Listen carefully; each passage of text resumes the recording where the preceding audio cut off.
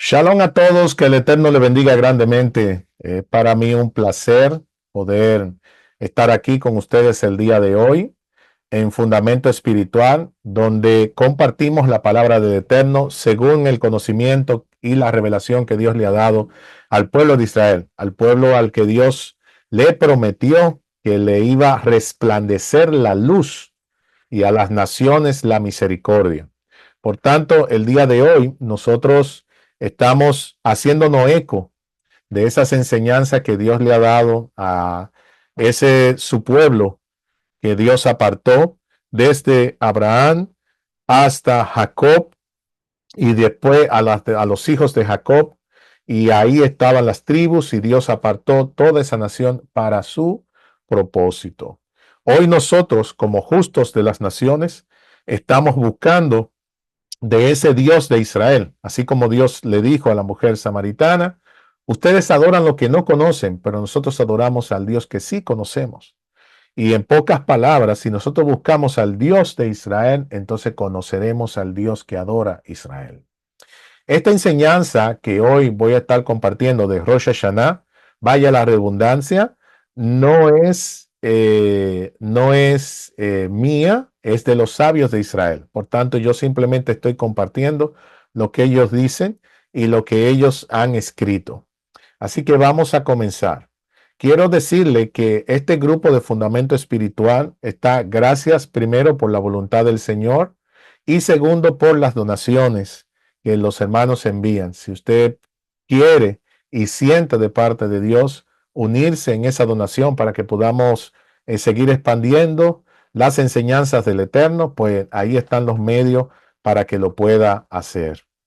Muy bien. Rosh Hashanah es, o sea, ¿qué es Rosh Hashanah? Dice, donde proclamamos la realeza de Hashem. Recordamos, recordamos su provisión y pedimos que los sonidos del shofar sean un recordatorio para la redención. Durante esta oración se toca los sonidos del shofar en varias ocasiones, elevando el poder espiritual de la tefilá, la oración. O sea, Rosh Hashanah es un momento para encontrarnos con el Eterno. Si bien se celebra en medio de una cena, de algo festivo, tiene un sentido espiritual muy profundo. Yo siempre explico a las personas que cuando uno está celebrando una fiesta bíblica, no es el término fiesta como lo conocemos en el mundo, sino que el término fiesta bíblica tiene que ver con preparación. ¿Prepararme para qué? Prepararme para un momento sagrado del Eterno. De hecho, si ustedes analizan las profecías de la Biblia, dice que en aquel día sonarán los shofares, sonarán las trompetas. O sea que para el pueblo de Israel, cuando se habla de sonar las trompetas, estamos hablando de alerta, estamos hablando de un despertar, de volver otra vez en búsqueda del Eterno. Y antes de la venida del Mashiach, tendrán que haber trompetas, o sea, tendrá que haber shofar, o sea que posiblemente estamos hablando de Rosh Hashanah. No es una festividad para tomarla a la ligera. Tenemos que tener en mente que Rosh Hashanah, mis hermanos, es el momento en el que puede aparecer el Mesías y el reinado del Mesías.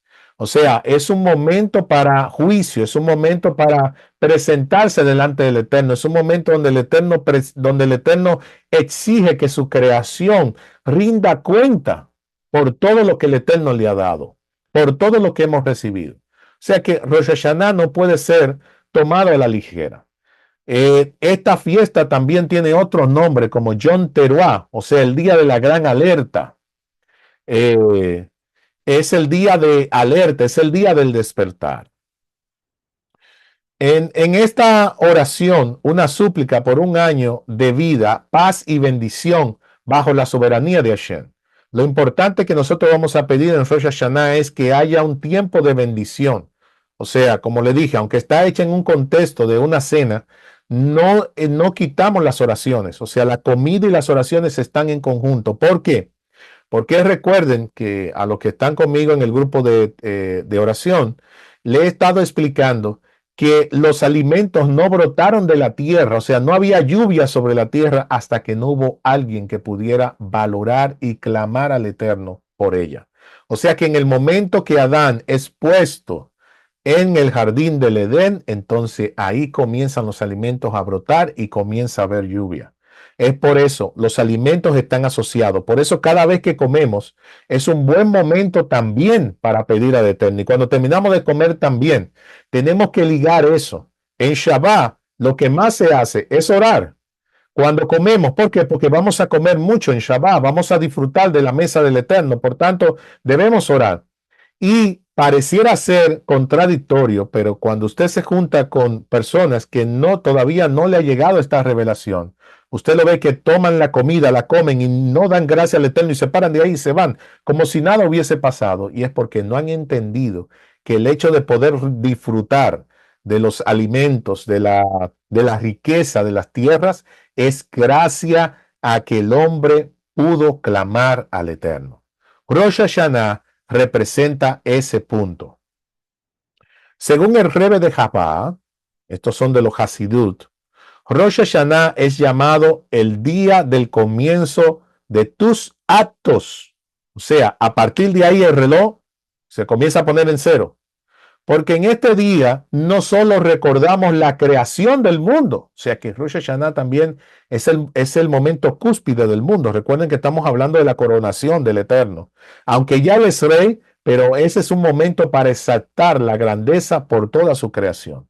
Sino que se renueva el propósito de la creación misma.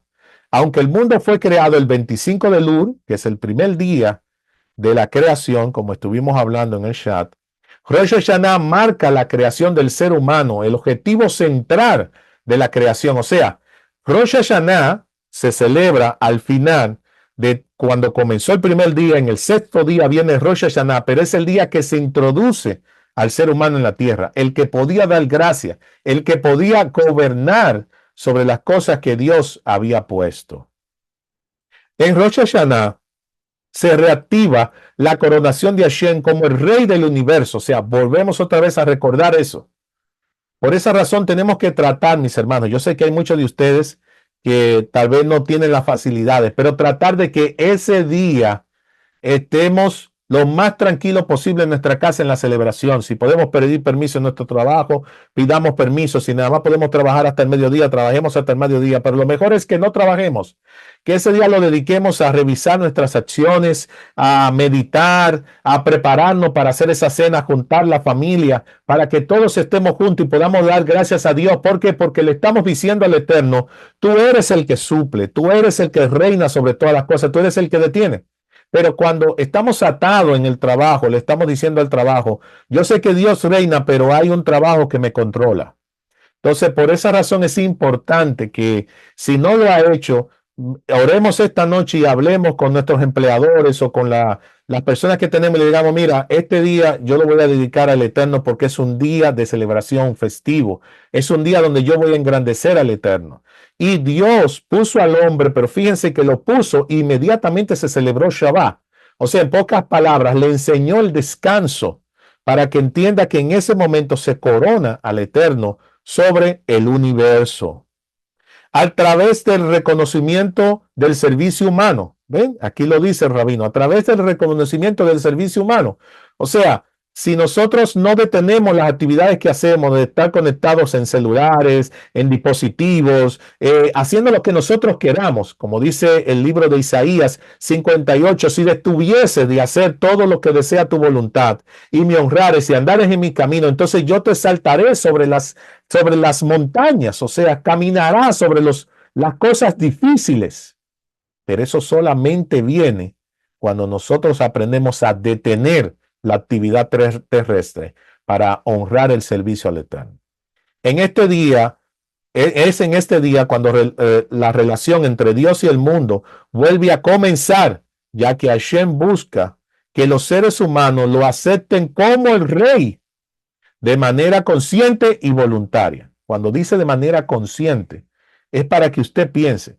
Muchos de nosotros sabemos que Dios es rey y que Dios es el creador de todo el universo, pero nuestras acciones no van de acuerdo con esa declaración. Cuando hacemos una declaración consciente, cuando le decimos a una gente, mira, ¿sabe qué? No voy a hacer esto.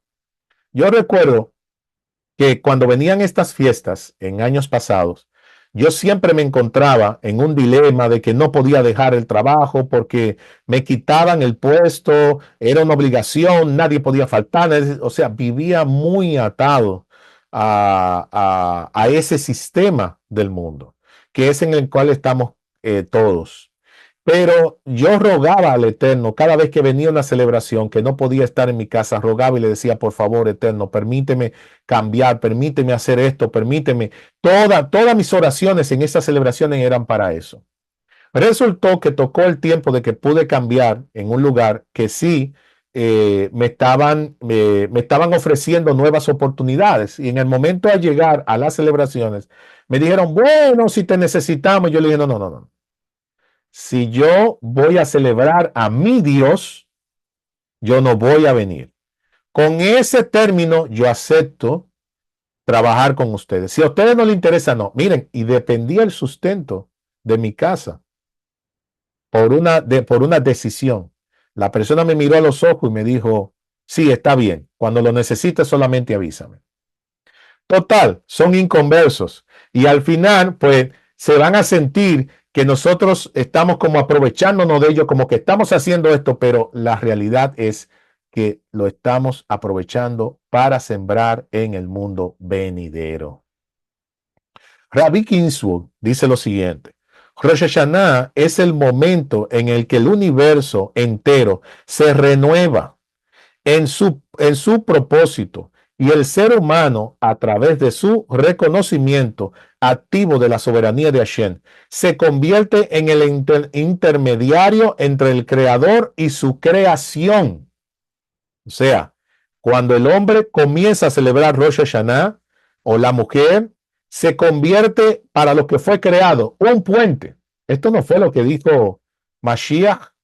Mashiach dijo que él era el camino, pero estaba hablando realmente del propósito que tiene toda la humanidad en la tierra.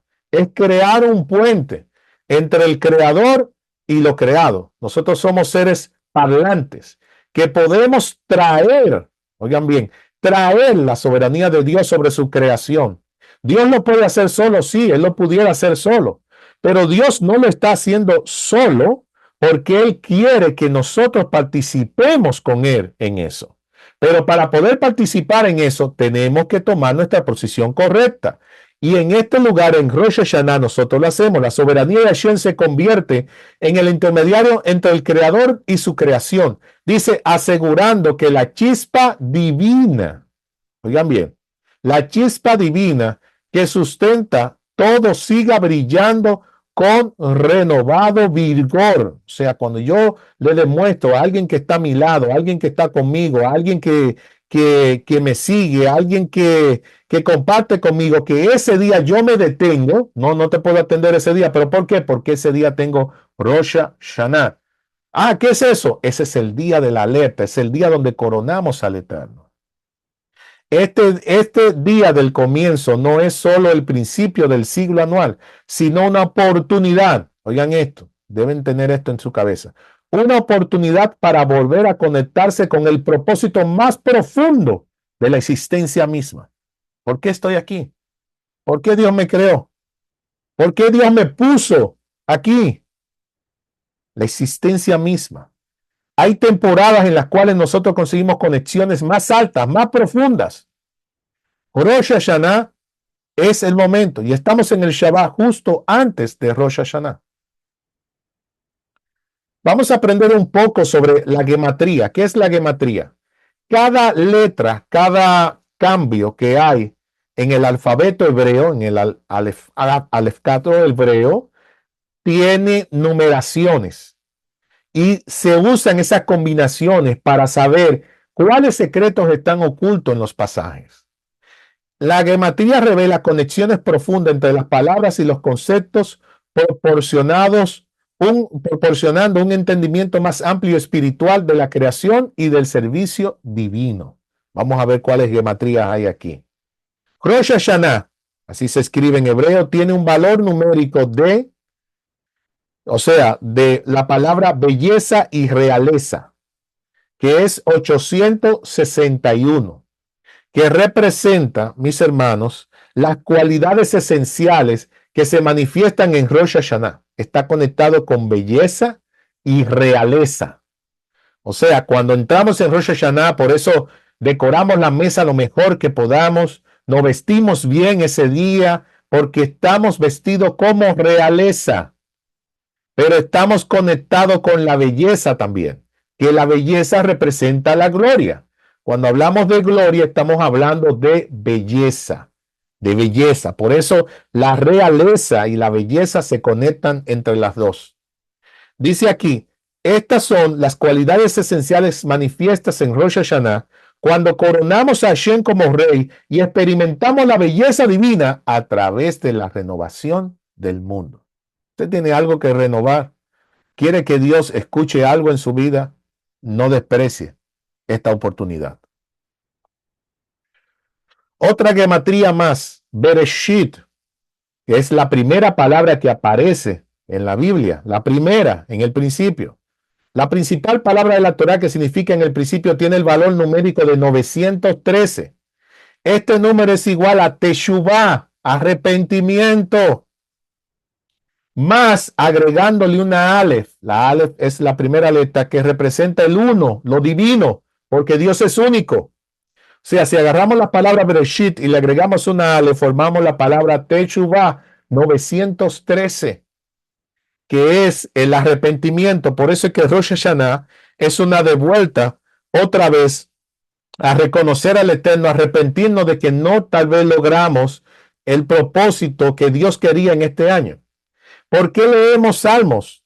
Los Teilín, el libro de Salmos, tiene un valor numérico de 485, lo cual es igual a la más alta y cuarta dimensión del mundo espiritual, Atzilut.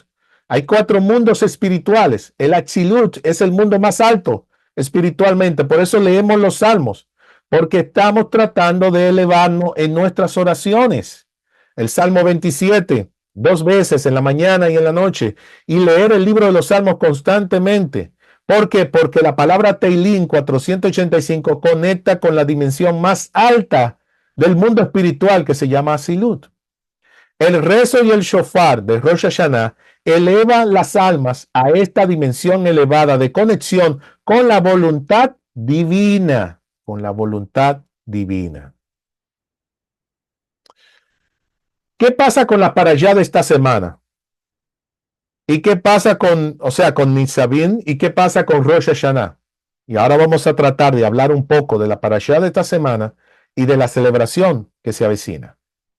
Parashat Nitzavim siempre se lee en Shabbat antes de Rosh Hashanah.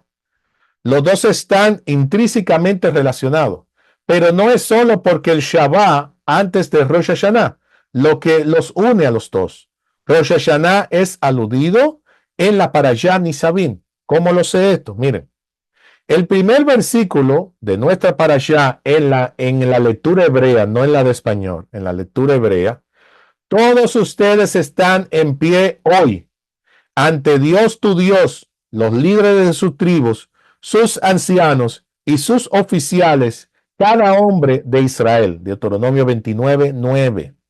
Alude a Rosh Hashanah, o sea que ese día que Moisés estaba hablándole al pueblo, todos estamos hoy parados ante Dios, alude a Rosh Hashanah. ¿Y saben qué? Esto está conectado también cuando las escrituras dicen, y todo ser humano se parará delante del Eterno. Está hablando de Rosh Hashanah.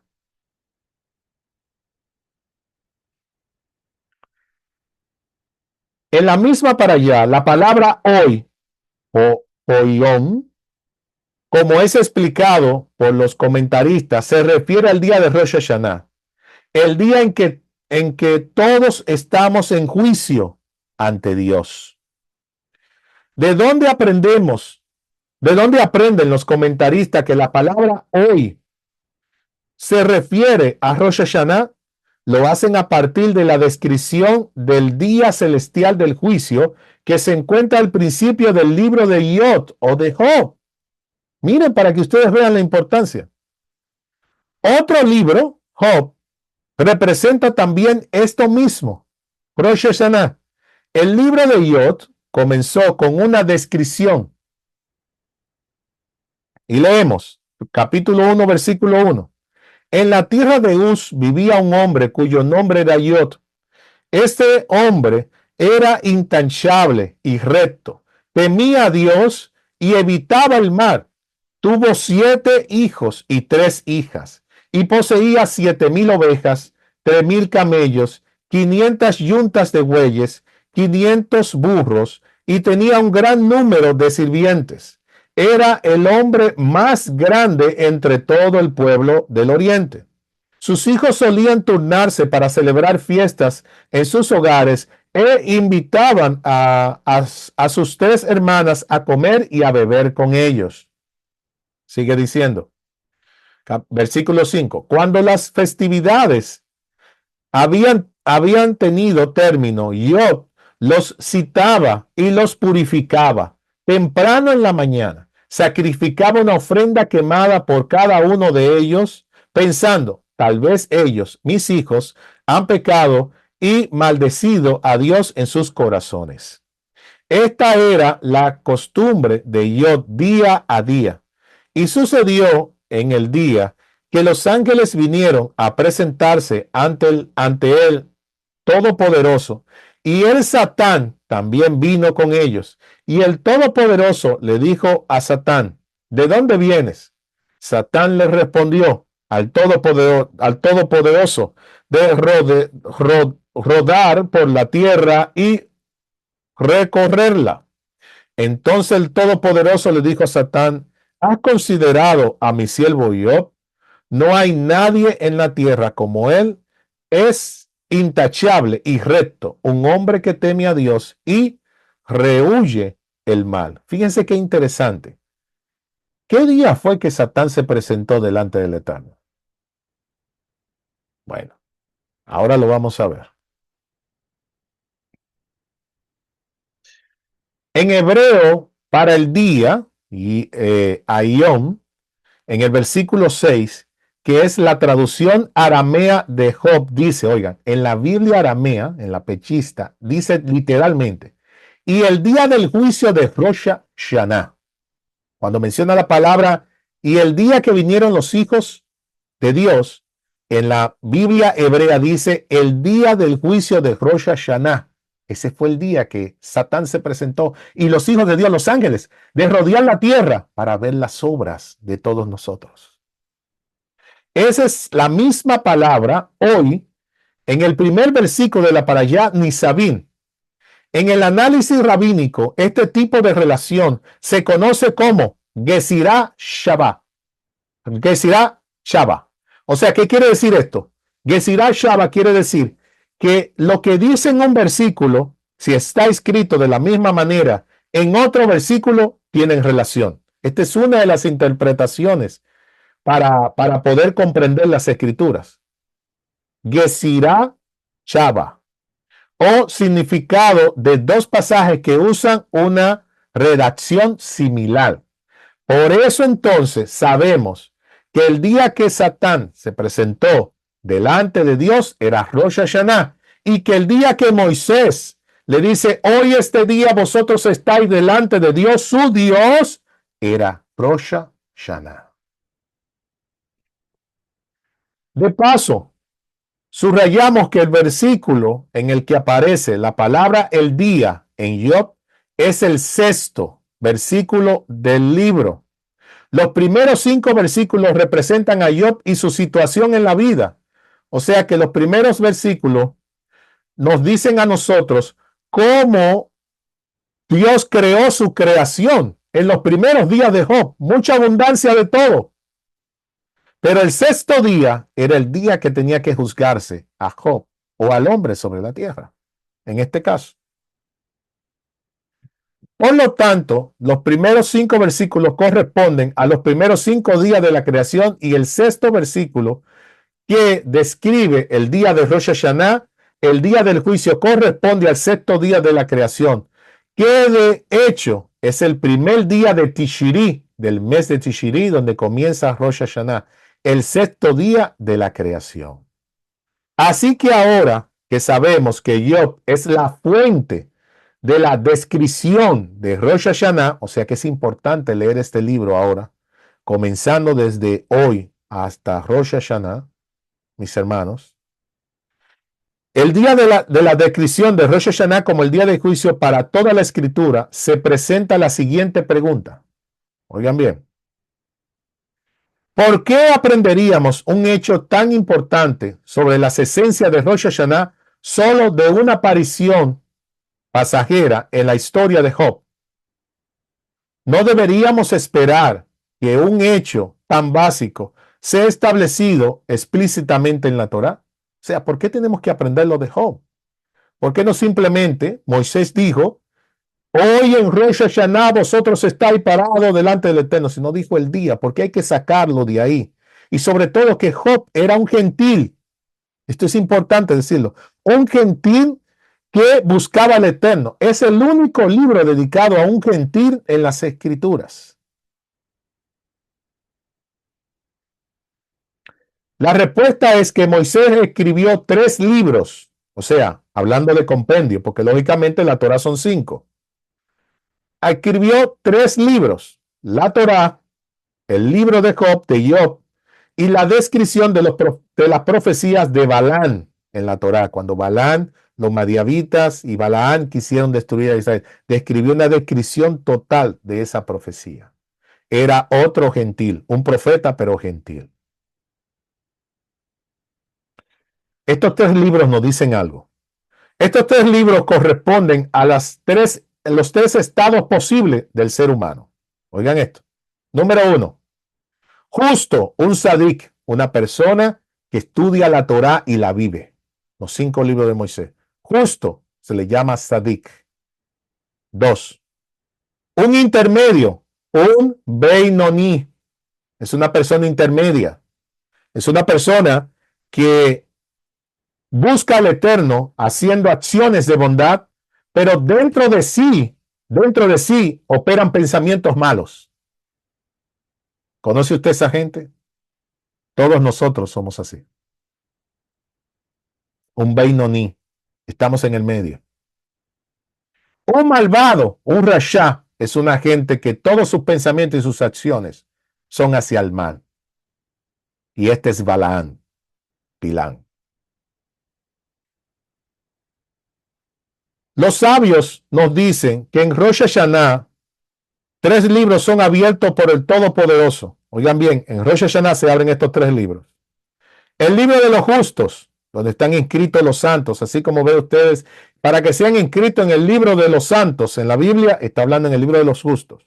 Tercer libro, el libro de los intermedios, los Beinoní, los que hacen obra de justicia, para que hace esto para que haya gracia delante del Eterno, los que hacen obras de justicia, pero su corazón persigue lo malo. ¿No dijo el apóstol Pablo, mi cuerpo hace lo que yo no quiero?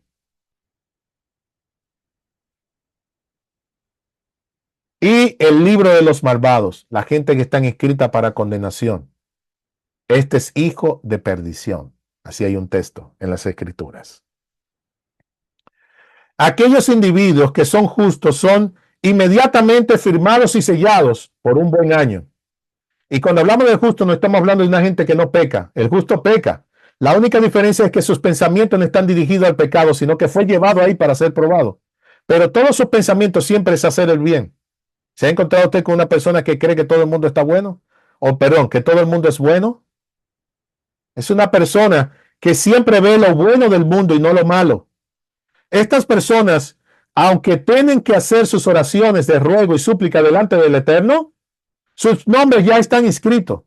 Es como el rey David cuando pecó, que cuando Natán le da la profecía y dice, no aparte Hashem, su Santo Espíritu de mí, Natán le dijo, tu pecado ya ha sido perdonado. O sea, ya está perdonado.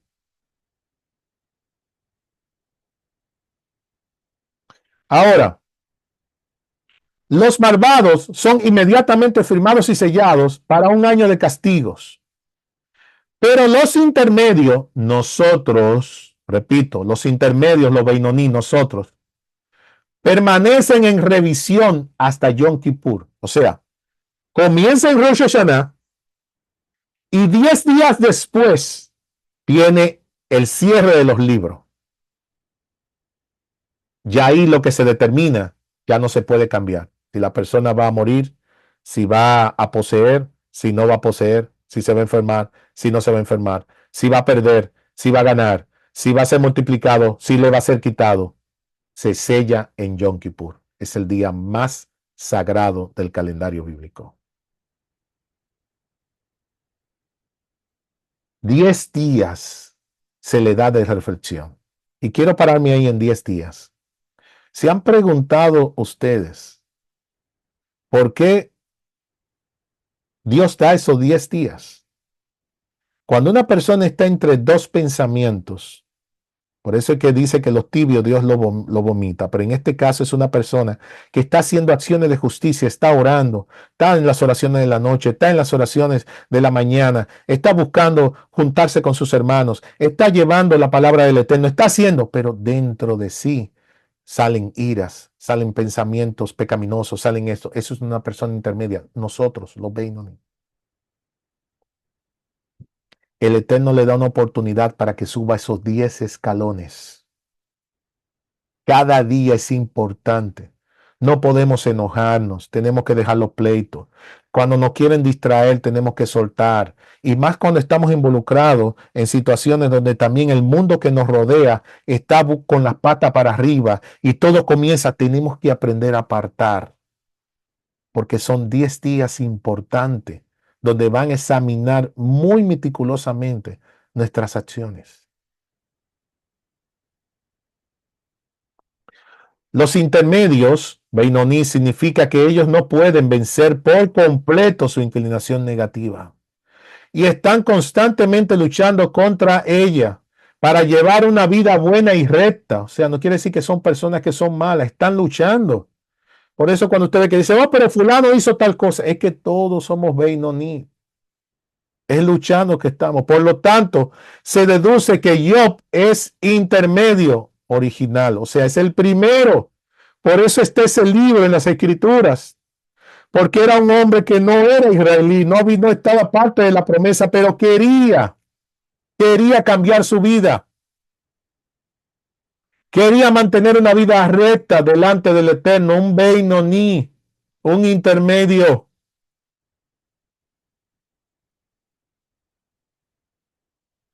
Dice el libro de Lucas 18, 10, 14. Miren, aquí nos da algo interesante en los escritos mesiánicos. Dos hombres subieron al templo a orar. Uno era fariseo y el otro recaudador de impuestos. El fariseo es una persona observante de la ley, pero es un Beinoní. Y estamos hablando de otro que no es observante de la ley, pero también es un Beinoní, porque los dos estaban en el templo, están buscando al Eterno. El fariseo puesto en pie oraba para sí de esta manera: Dios, te doy gracias porque no soy como los demás hombres. Ahí, este fariseo, que es un Beinoní que está luchando, saca un poco el orgullo. Estafadores, injustos, adúlteros, ni aun como este recaudador de impuestos, se opone a otro para sentirse un poco más alto. Yo ayuno 2 veces por semana, doy diezmo de todo lo que gano, pero el recaudador de impuestos de pie a cierta distancia, dice que estaba lejos de todo lo que ganó, perdón, a cierta distancia, no quería ni siquiera alzar los ojos al cielo, sino que se golpeaba el pecho diciendo: Dios, ten piedad de mí, pecador. Os digo que éste descendió a su casa justificado, pero aquel no. Porque todo el que se ensalza será humillado, pero el que se humilla será ensalzado. O sea, los dos tienen la oportunidad. Usted y yo tenemos la oportunidad de servir al Eterno. Tenemos la oportunidad de que cuando entre una llamada y estoy en un estudio, no la voy a atender. Tenemos la oportunidad de decir que el mundo se detenga porque voy a servir a mi Creador, pero por servirnos a nosotros mismos, decimos, no, yo lo hago ahorita de tal manera, no, yo cojo esto de tal manera, no, yo lo hago así. Hacemos igual que está haciendo este fariseo. Pero este cobrador de impuestos deja de cobrar impuestos, deja de seguir a los demás para decirle al Señor que no es digno de ser perdonado. Ya me están entendiendo. No sé si están captando lo que estoy diciendo. Pero esta oportunidad, esta puerta está abierta para todos. Para todos los que queremos hacer buenas acciones, pero que nuestras acciones siempre nos dirigen hacia lo malo. Está abierta, pero de ti depende cruzarla. Puedes simplemente detenerte y decir, ¿sabes qué? Yo voy a seguir con esto para mantener todo tranquilo y que todo. Puedes hacer eso, claro que sí. Pero al final, la intención de hacer las cosas como son, porque esa es la diferencia del justo. El justo en su mente no le cabe en su mente el pecado. Mientras que el Beinoní, en su mente le cabe el pecado, pero sabe que está mal y acciona correctamente. Pero está en su mente el pecado. Y el malvado acciona mal y está en su mente el pecado. Eres tú, soy yo. Somos nosotros que tenemos la decisión de que nos inscriban para bendición en el libro que se abre ahora en Rosh Hashanah. No depende de mis familiares. No depende de quién está al lado mío. Depende de mis acciones delante del Eterno. En Proverbios 28, 13 y 14 dice, en la traducción de Reina Valera, dice, el que encubre sus pecados no prosperará, mas el que lo confiesa y se aparta, o sea, son dos cosas, confesar, sí, reconozco que esto está mal y no tiene que volver a suceder en mi vida. Alcanzará misericordia, ¿lo ven? Lo mismo. No puedo ser inscrito en el libro de las bendiciones para ser bendecido, porque aunque confiese, si no me aparto, estoy todavía en acción de maldad. Bienaventurado el hombre que siempre teme a Dios, mas el que endurece su corazón, sí, yo sé que eso es así, pero Dios va a entender de la manera que yo me comporto. Endurecer tu corazón, cuello duro, caerá en el mal. Bienaventurado el hombre que siempre está temeroso. Miren aquí, el cobrador de impuestos. Mas el que endurece su corazón caerá en mal.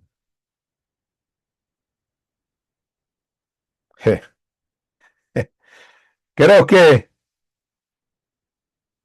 estamos a la puerta de una oportunidad grande, pero depende de cada uno. Apocalipsis 3:5. Este es mi último texto bíblico. Así el vencedor será vestido de vestidura blanca. El vencedor. No el que está trabajando para vencer. Y no, dice, y no borraré su nombre del libro. ¿De qué libro? De la vida. Hay un libro para la vida. Y uno para la bendición.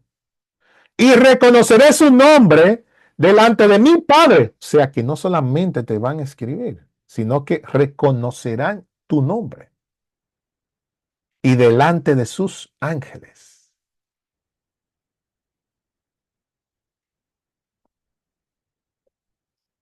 El Beinoní, ya vamos a ir cerrando. La descripción de Moisés, de Job, es de una persona inmersa en una constante lucha existencial consigo mismo y con la prohibición y con la providencia de Dios, cuestionando constantemente ambos. ¿Por qué esto? ¿Por qué aquello? ¿Por qué esto? ¿Por qué aquello? El justo no cuestiona, el justo sabe que tiene que hacer eso y punto. Y nunca llega a una conclusión satisfactoria. No, es que no me siento bien, es que no entiendo, El pastor, es que no comprendo, es que no, es por tu cuestionamiento internamente. El Yeser hará interno de nosotros nos vive cuestionando, nos vive diciendo, no, pero tú puedes hacer esto así, sí lo puedes hacer de esta manera. Cuando Dios llama a alguien a servirle, en las Escrituras es para que abandone toda práctica de maldad. Dice aquí, en uno y en otro sentido, incluso antes de que se nos hable del sufrimiento y la prueba de Job, aprendemos ¿qué es lo que aprendemos? Cuando las festividades habían tenido término, Job lo citaba y lo purificaba. O sea, desde que terminaba la festividad, vamos a la oración ahora. Porque yo no sé si a ustedes se les zafó algo. Fíjense, la oración que hacemos en la noche, en el grupo de Tefiló, es por eso. Es para que hagamos la oración y nos acostemos. O sea que nosotros tenemos que ir preparando nuestra casa desde temprano, preparando a nuestros hijos, preparando todo y juntarlo a todos como familia, como hacemos mi esposa y yo aquí. Y hacemos la oración y acostarse. Porque si después de ahí comienzan a suceder cosas y hablamos cosas que no estaban correctas, se cae todo lo que hicimos. Job hace esto mismo. Terminaba la celebración, lo purificaba. Eso era mi hermano que lo bautizaba, en nuestras palabras. Le hacía un ritual y sacrificaba un animal y se comprometían otra vez a servir al Eterno. Todos los días, temprano en la mañana, sacrificaba una ofrenda quemada por cada uno de ellos, pensando, tal vez ellos, mis hijos, han pecado y maldecido a Dios en su corazón. Esta era la costumbre de Job día a día. Por esto es que el Satán no podía tocarlo, porque todos los días su corazón estaba en Rosh Hashanah, en arrepentimiento. Todos los días. Rosh Hashanah no es solamente un día, es el día que nos recuerda que todos los días debemos estar en arrepentimiento. Anoche yo le leía una historia a mis hijos de la parashá de los Nisabín, y la historia decía que todos los días que debemos presentarnos al Señor con nuestros pecados antes de nuestra muerte. Y decía el rabino, pero no sabemos cuándo vamos a morir. No, por tanto debemos presentarnos todos los días. Todos los días.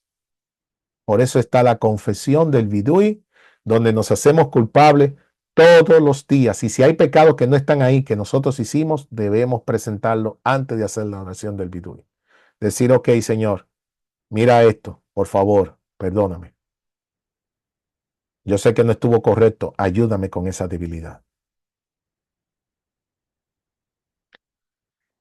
Al igual que el Beinoní, el intermedio, que él personifica a Job, es constantemente consciente de la facilidad con la que una persona puede revelar y actuar incorrectamente. Sí, porque Job falló. Y eso está ahí en capítulo creo que 30 y algo. Cuando dice que todo el mundo sonaban los talones, los jóvenes, porque Job llegaba, se estaba enalteciendo su corazón.